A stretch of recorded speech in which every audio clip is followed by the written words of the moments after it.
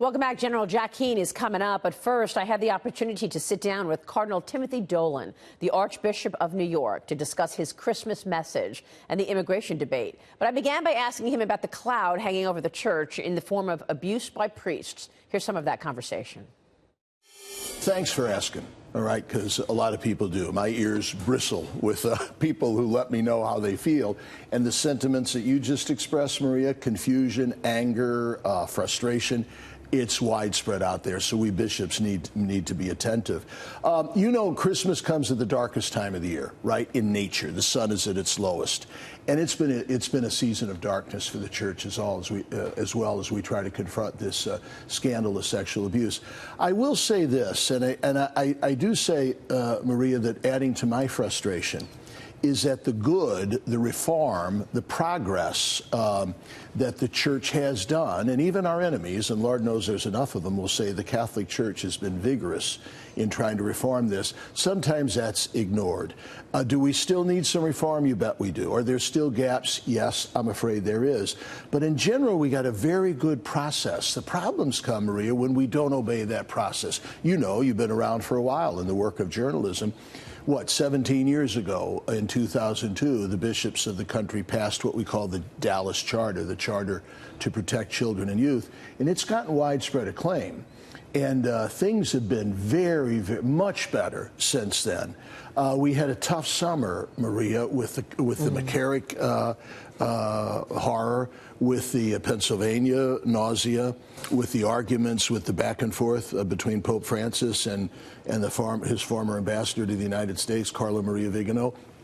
So our people, understandably, are saying, what in the world is going on? We thought this was behind us. Yeah. And I'd just like to say, folks, most of it is behind us. Stick with us, call us to task, encourage us, and charge us to be as honest and forthcoming and transparent as possible, and darn it, we'll get through it. Light conquers darkness. That's the message of Christmas, and it's going to happen in the church. For me, Maria, and this is our Catholic teaching, it's a beautiful kind of prudential middle road.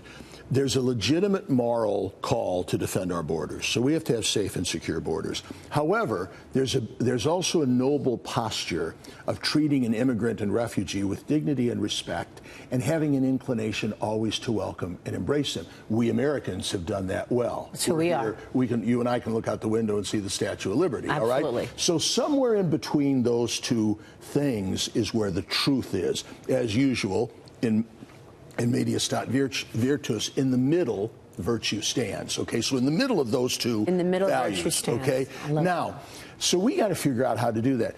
I think all of this shows, why are we arguing all the time about the ill consequences? Why don't we fix our immigration policy? I know. Because if we had a fair, safe, secure way to continue our magnificent tradition of welcoming people, we wouldn't have all these people here illegally. They'd be able in a fair way to get in. We don't seem to fix the problem. That's Maria. right. Yeah. We're always dealing with the consequences. Yeah. You can't do it. If I'm coughing all the time, I got a throat lozenge like right now. Right. That may last about 10 minutes, but I better get to what's making me cough. I think we need to do this with immigration. You're right. What's your message this Christmas? Cardinal Dolan, we have such vitriol in this country. The Republicans versus the Democrats, the policy that people don't like. How do we bring people together? All right. We do have it, don't we? We have a lot of alienation and a lot of division, Maria. The basic message of Christmas is this. The most toxic virus affecting the human project is the division between God and humanity, between the divine and the human. There's a cleavage there. There's a division. God doesn't want it. We've sort of, since the Garden of Eden, chosen it, okay? Christmas gives us the antidote, the antibiotic to that separation between God and the human person. Personally, tangibly, in that beautiful little baby of Bethlehem. When we look at that baby, we've got, to borrow from our Jewish older brothers and sisters, Emmanuel. God is with us. In Jesus, we see true God and true man, God and man united. That's the antidote to the division. If we don't bring God into the picture, if we don't bring the message that the whole world is celebrating the day after tomorrow, we're shot. because that's where division comes from. You know what Mother Teresa used to say? She said, Christmas is about joy. J-O-Y. Here's the prescription, folks. J stands for Jesus. Put him first. O, other people. Put them second. Y stands for yourself. Put yourself last. We seem to have it backwards, right? And if we've got this kind of defensive, selfish, narcissistic approach to things, no wonder there's sin and division. Beautiful message. My thanks to Cardinal Dolan for spending time with us this Christmas.